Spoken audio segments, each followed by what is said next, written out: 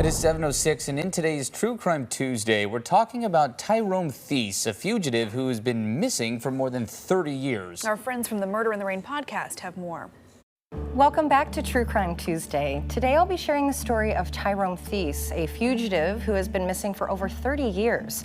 We've covered this story several times, both on the podcast and here on True Crime Tuesday. Even though it's been over 30 years, the case has no answers, leads, or breaks. In August 1993, Tyrone Thies was a station manager at Leathers Oil in Gresham, Oregon. When it was learned he had stolen $50 from the business, he was fired. A few months later, on January 17, 1994, Tyrone returned to his former workplace as a disgruntled man.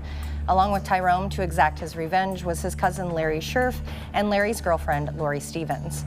The plan was for Larry and Lori to wait in the getaway car while Tyrone robbed the station. When Tyrone came out of the station, the duo in the car thought they were making off with some cash. They didn't know they were now harboring a murderer.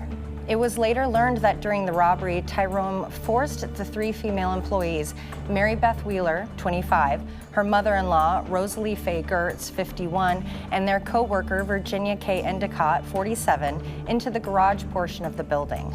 Once there, Tyrone forced them to lie on the ground face down before he shot each of them in the head, execution style.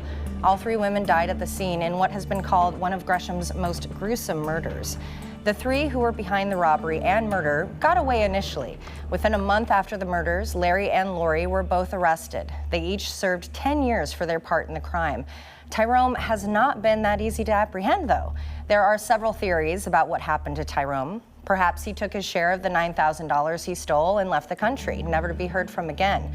Another theory is that Larry, Lori, or both of them decided that they wanted more than their share of the takings and removed Tyrone as a partner.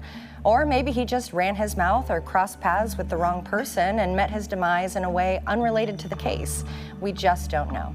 What we do know is Tyrone still needs to be brought to justice and held accountable for taking the lives of Mary Beth Wheeler, Rosalie Faye Gertz, and Virginia K. Endicott. At the time Tyrone committed these crimes, he was 6'4", 180 pounds, with a long face and long body.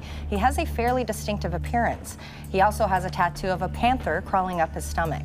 If you have any information about this case or know the whereabouts of Tyrone Thies, please call 503-618-2719 or Oregon Crime Stoppers at 503-823-4357. We'll see you next week for another True Crime Tuesday. And remember, you can hear new episodes streaming weekly. You can